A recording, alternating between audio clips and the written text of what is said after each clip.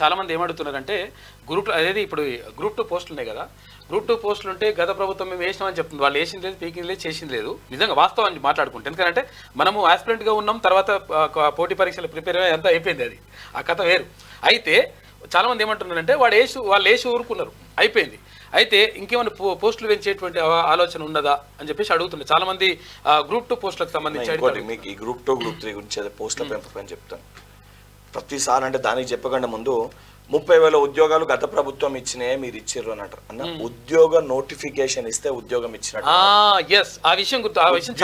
Notification ఇస్తే ఉద్యోగం. సరే, ఈ రోజు నేను అన్న మాటలు కొంతమంది విద్యార్థులకి యువకులకి ఏదో బల్మూరు వెంకట తప్పు మాట్లాడుతాను, కోపం రావచ్చు, సహజం అది. ఎందుకంటే నేను కూడా ప్రాక్టికల్ గా ఆలోచించండి నిజంగా. ఎందుకంటే నిజంగా ఒకవేళ ఇచ్చే చిత్తశుద్ధి ఉంటే ఇప్పుడు నోటిఫికేషన్ వేసి ఎన్నికలకు వెళ్ళాల్సిన అవసరం లేదు. నీకు ఏదైతే సంబంధించి ఆ పెండింగ్ లో ఉన్న జాబ్ నోటిఫికేషన్లు అన్నిటికీ ఆ రిజర్వేషన్ల దానిపైన ఇష్యూ ఉండే, ఏది మహిళా రిజర్వేషన్ దానిపైన హారిజాంటల్ వర్టికల్ పైన ఇష్యూ ఉండే. అది చాలా క్లియర్ గా సుప్రీంకోర్టు గైడ్ లైన్స్ ఉన్నాయి, ఏపీ రిక్రూట్మెంట్ బోర్డు చేసిన గైడ్ లైన్స్ ఉన్నాయి. దాన్ని బేస్ చేసుకొని వీళ్ళు ఒక జియో ఇచ్చారు. కానీ ఆ జియో కూడా స్పష్టత లేకుండా గత ప్రభుత్వం ఇవ్వడం వలన ప్రతి ఉద్యోగం కేసులలో కోర్టు చిక్కులలో దొరికింది. దానికోసం మనం వేయలే, ఆ కేసులు మళ్ళీ మన పైన రుద్దుతారు. ఇది ఆ రోజు కాంగ్రెస్ ప్రభుత్వం వేసిందని. ఆ హారిజాంటల్ వర్టికల్ పైన వీళ్ళు చిత్తశుద్ధి లేకపోవడం వలన ఉద్యోగాలు ఇవ్వలేకపోయారు. ఇమీడియట్ గా ముఖ్యమంత్రి గారు రాగానే అవన్నిటినీ చిక్కుముళ్ళు తీసేసి సుప్రీంకోర్టు డైరెక్షన్ బేస్ చేసుకొని గత ప్రభుత్వం ఇచ్చిన జియోని మార్చి, అంటే దాంతో పాటు దాని ప్రాపర్ క్లారిటీ తోటి ఇచ్చి అవన్నీ కూడా క్లియర్ చేయలే, ఉద్యోగ పత్రాలు అందజేయాలి. టీఎస్పీఎస్సీ ప్రక్షాళన చేసి టీఎస్పీఎస్సీ బోర్డుపై నమ్మకం పోతే ఈ రోజు తిరిగి ఆ నమ్మకాన్ని ముఖ్యమంత్రి గారు తీసుకురాలే. నిన్న కూడా చూసిన ఏదో ముఖ్యమంత్రి గారు దానికి సంబంధించేది ఆ జాబ్ క్యాలెండర్ ని ఇస్తాము అని అన్నారు.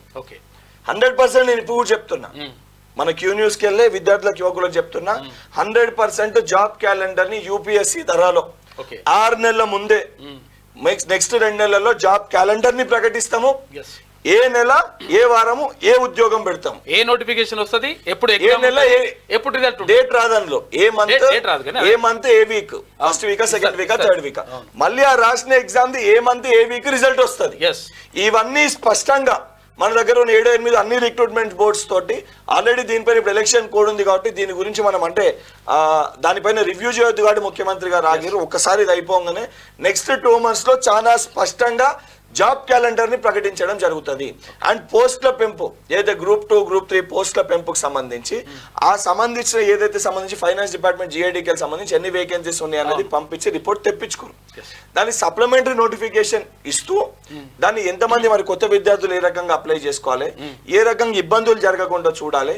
ఈ దొంగలు కొంతమంది మళ్ళీ కోర్టుకు పోయి ఎంటైర్ నోటిఫికేషన్ ఆపి మళ్ళీ ఈ ప్రభుత్వం పైన తప్పు చూపించి ఏలెత్తి చూపించే ప్రయత్నం చేస్తారు. కాబట్టి కోర్టు కేసు చిక్కుముడ్లు లేకుండా ఉద్యోగాలను పెంచి విద్యార్థులకి యువకులకి న్యాయం చేయాలని ఒక సంకల్పంతో ఉన్నాం. 100% చేసి తీరుతామన్న, ఇందులో ఎటువంటి సందేహం లేదు.